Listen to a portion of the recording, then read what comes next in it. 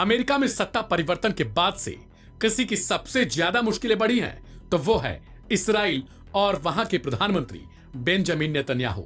Gaza में cease fire पर Netanyahu को राजी कराना हो या फिर युद्ध को खत्म कर गाजा में मानवीय सहायता देनी हो, ट्रंप ने सत्ता संभालने के बाद से ही इन पर जोर दे दिया। साथ ही कुर्सी पर बैठने से पहले ही यह ऐलान कर दिया था कि मिडिल ईस्ट में अगर युद्ध खत्म नहीं हुआ तो हम इसे नर्क बना देंगे। अब खबर है कि नेतन्याहू की लेबनान में चालाकी भी धरी की धरी रह गई।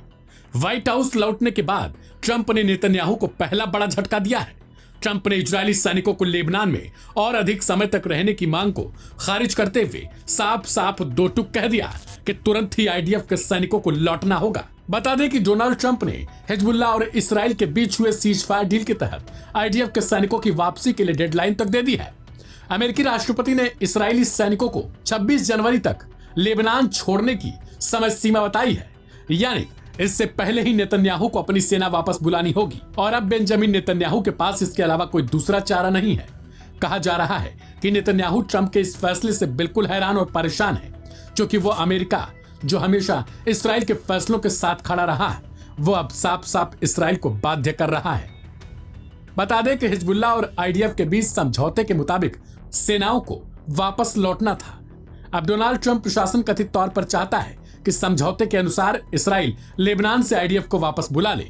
रिपोर्ट्स बताती हैं कि ट्रंप का साफ मानना है कि डील के तहत ही इसराइल को फैसला लेना होगा। टाइम्स ऑफ इसराइल ने आर्मी रेडियो का हवाला देते हुए बताया है कि ट्रंप लेबनान में आईडीएफ सैनिकों की समय सीमा बढ़ाने पर राजी नहीं है। इस मामले पर ट्रंप की स्थिति बाइडेन से बिल्कुल अलग है। वहीं दूसरी ओर कहा जा रहा है कि इससे पहले बाइडेन प्रशासन कथित तौर पर इसराइल को अतिरिक्त 30 दिन तक का समय देने के लिए तैयार हो चुका था। बता दें कि इसराइल ने युद्ध विराम समझौते के बाद भी लगातार हिजबुल्लाह के ठिकानों पर बम बरसाए हैं। 13 जनवरी को आईडीएफ ने कई हमले किए, जो 27 नवंबर के बाद से सबसे बड़े हमलों में से एक हैं। यानी अब बेंजामिन नेतन्याहू के लिए स्थिति पहले जैसी नहीं रही। अमेरिका में सत्ता परिवर्तन हो चुका है और डोनाल्ड ट्रंप की सरकार आ चुकी है और ट्रंप अब साफ तौर पर चाहते हैं कि शांति हो, चाहे वो मिडिल ईस्ट हो या फिर कहीं और। लिहाजा बड़ा सवाल यह है कि क्या प्रधानमंत्री बेंजामिन नेतन्याहू के दिन अब कम हो चुके हैं? ऐसे में क्या नेतन्याहू के लिए अब मुश्किलें ट्रंप बढ़ाएंगे? और ट्रंप ने जिस हिसाब से ये बयान दिया है उसके मुताबिक आखिर नेतन्याहू कब आईडीएफ को लेबनान से वापस बुलाएंगे? इस रिपोर्ट में इतना ही। तमाम अपडेट्स के लिए सब्सक्राइब करें लाइव हिंदुस्तान।